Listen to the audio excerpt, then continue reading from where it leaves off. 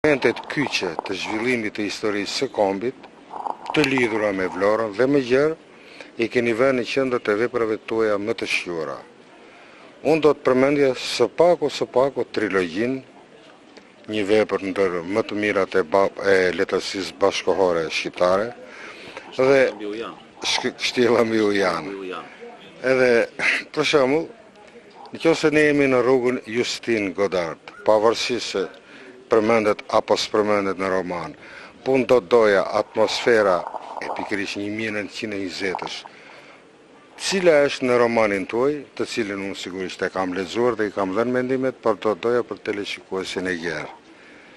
Po, e vërteta është se unë e brezime vjen nga një rrugë e lashësisë, rrugë që siç është spërkatur me gjakun e viteve, është bërë pjesë të ndërgjegjes së krijuesit. Në këtë vështrim unë pasi kam akumuluar gjithë historinë e Vlorës për krah asaj kombëtare ndërsi, kam ngritur bazamentin e shkrimeve të mia.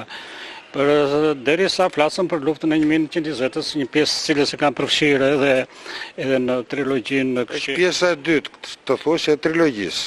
Është pjesa e dytë e trilogjisë, pjesa që përmban peshën kryesore edhe të veprës, edhe të krimtarisë time të përmbledhur, siç kur e kam thënë dikurit, s'është një punë dite, po është punë shumë vitesh.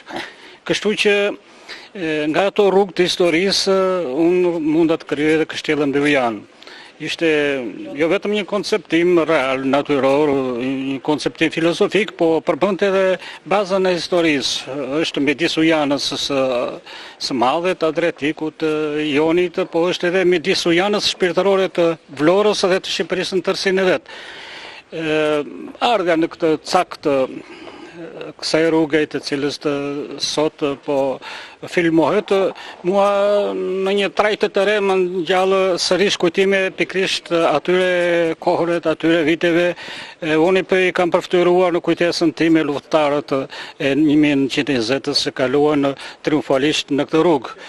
Kam sjell gjithë historinë e saj kohe duke pasur edhe në plani krahasor, sepse unë kisha të bëja me një titan të letërsisë shqipe, letërsisë moderne, siç ishte Petromarko. Qëllimi ishte që të mos I jepim një ultimatum, po të jepim diçka të re dhe unë u përpoqja për të dhënë atë. Ky është edhe një mesazh edhe për brezat. Tek njeriu me nofullat hekurta. Tek njeriu me nofullat hekurta, të cilë unë paraqita një portret karakterin e luftëtarit popullor, diçka të veçantë. E atë duhet të them edhe për brezat e ardhëm, sepse asnjë pjesë e historisë, asnjë epokë nuk mund të përfaqësohet as me një libër, as me një karakter, sepse historia është aq e gjerë sa ka vend për shumë pena, për shumë studiues dhe për shumë talente që spikatin historinë e këtij kombi. Duhet të